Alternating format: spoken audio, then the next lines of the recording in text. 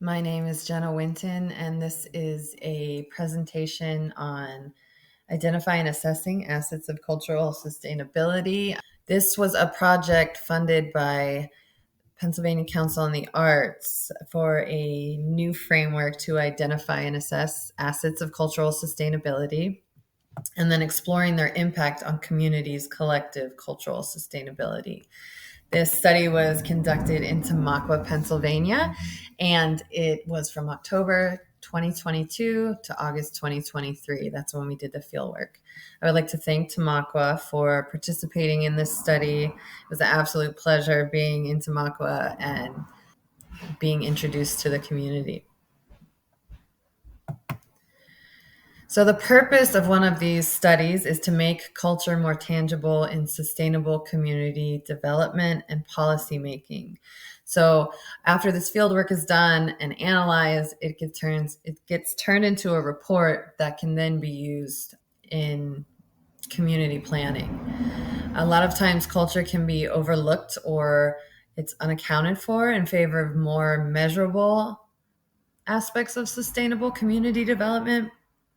So having tangible data on culture, it not only holds new developments accountable, new industry coming in accountable for culture, but it provides data for incorporating it into sustainable development. And in this case, particularly incorporating what sustains culture. So the first stage of this study was to identify assets of cultural sustainability in Tamaqua. And then assess their well-being by looking at trends in their sustainability in recent history. The second stage is to explore the impact that the assets had on collective cultural sustainability of Tamaqua. And then finally, from that information, we could create a cultural sustainability profile for Tamaqua that can be monitored over time to monitor cultural sustainability and see the impacts of different projects. So by the end of the study, we'll know what's sustaining Tamaquan culture, how it's sustaining it, and what Tamaqua standards are for asset well-being. There is no agreed upon universal definition of culture. In my work, I approach it as a collective lived experience, inherited and contributed to throughout generations. It's this lens that we share with our community, through which we interpret the world, how we make meaning, and doing that makes this shared way of being. Culture is something that we live in, and it influences us every day, and we in turn influence it back.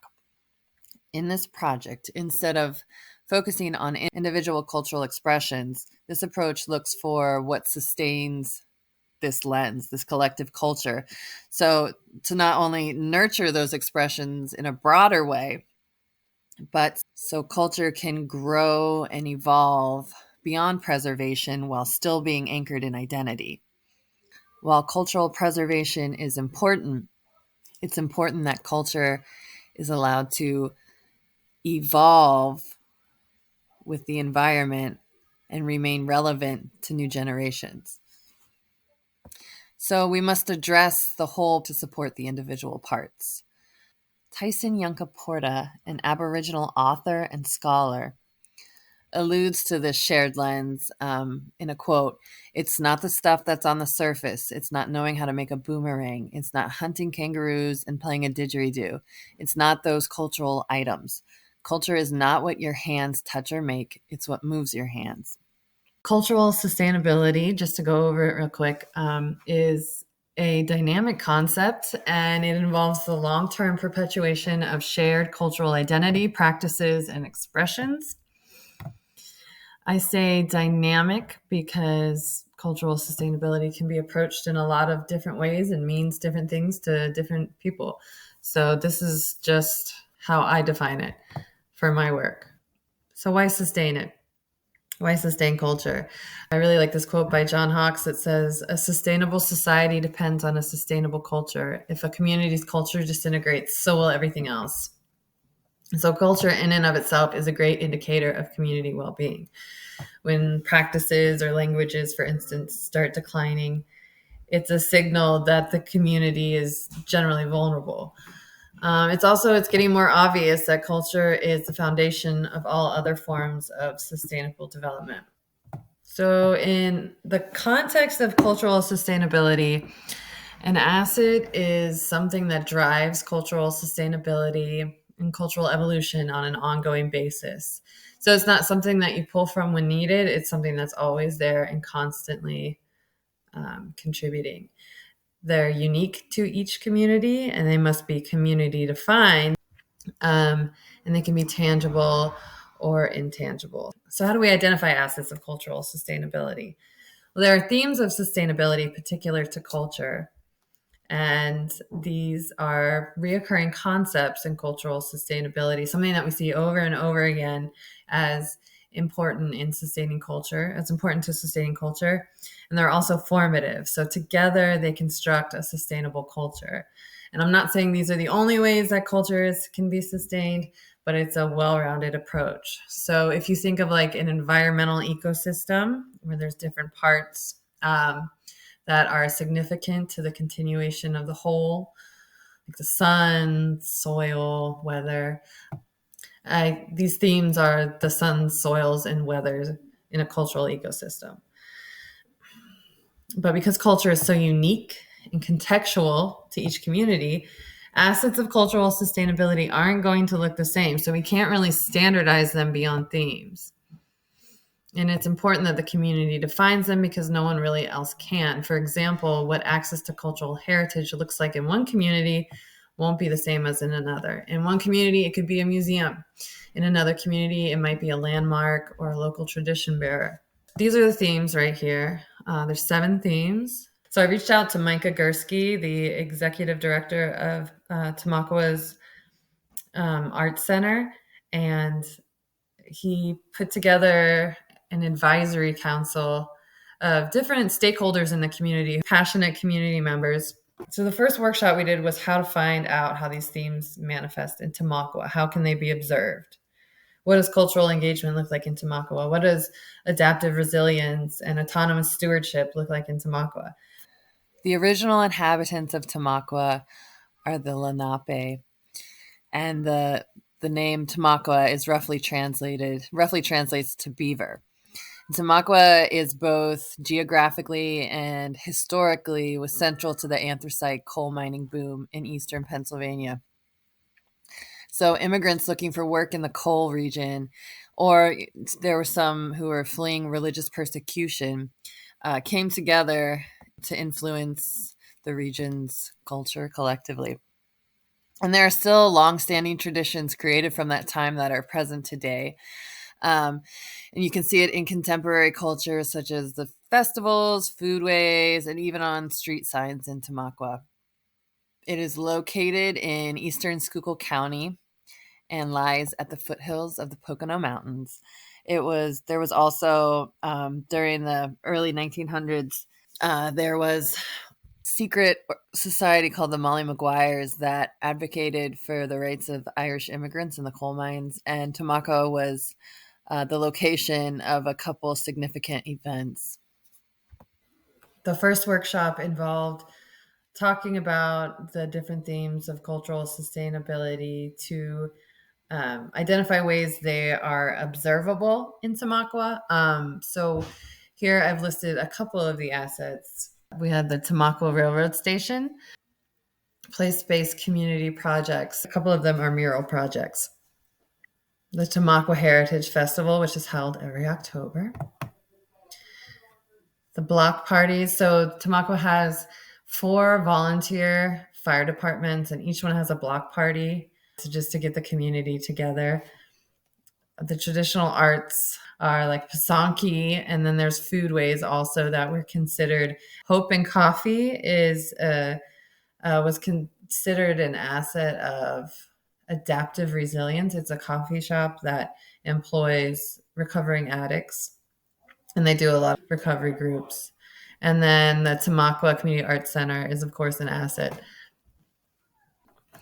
How we assessed asset well-being was with a sustainability spectrum.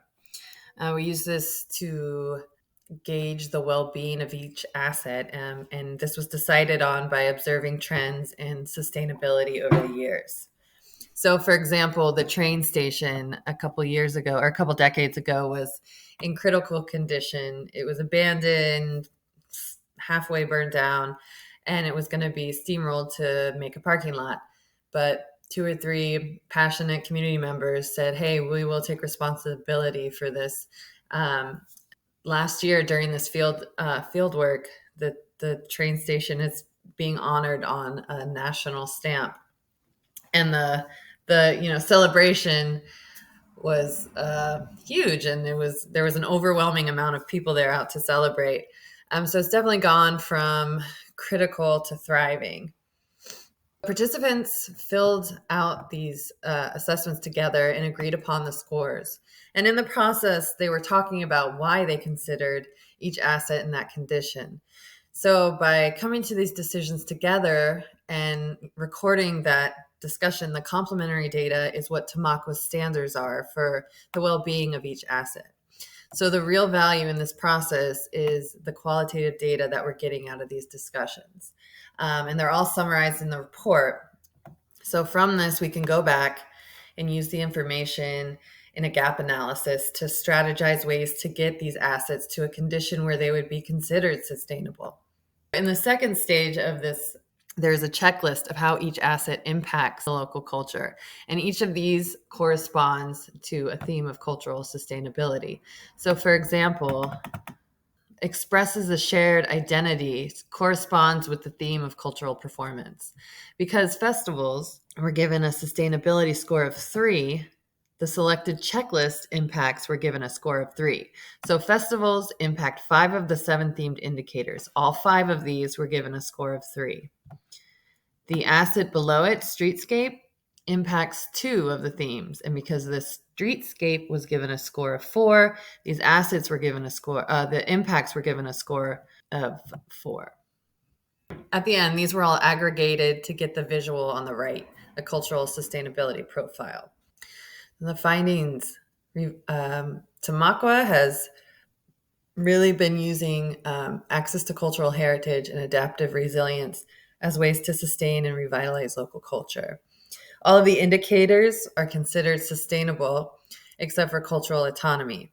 So this suggests there's a need for more opportunities for communities members' voices to be heard.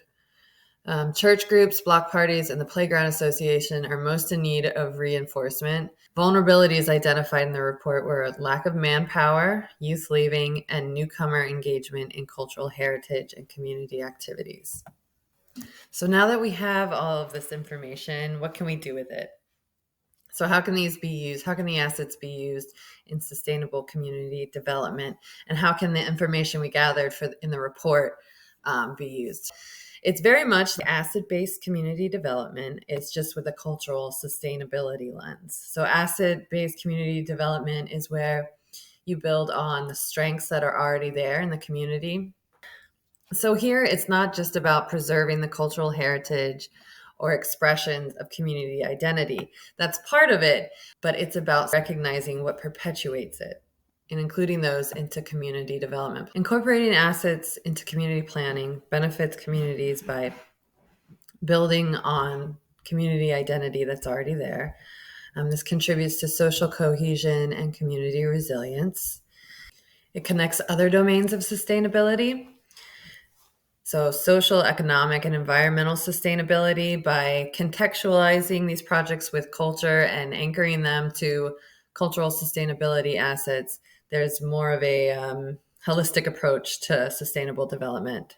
It also, incorporating assets also increases their relevancy. Now they have a new role in the community. Long-term project success. So building on assets means they're already rooted in community. The community already has ownership of these assets, so this creates more successful long-term project. This approach ensures that development is inclusive, equitable, and rooted in unique identity of each community, leading to more sustainable outcomes in the long term. With working with these assets, we can pursue Tamaqua's vision of cultural sustainability. How can these assets be used to achieve cultural sustainability in Tamaqua? In our first conversation about this project, Micah told me his overall mission in his work with the local community is to make Tamaqua better without changing it. So I hope this report can serve as a way to achieve that mission, and I hope this presentation has explained how it can. Thank you again to Tamaqua and Pennsylvania Council on the Arts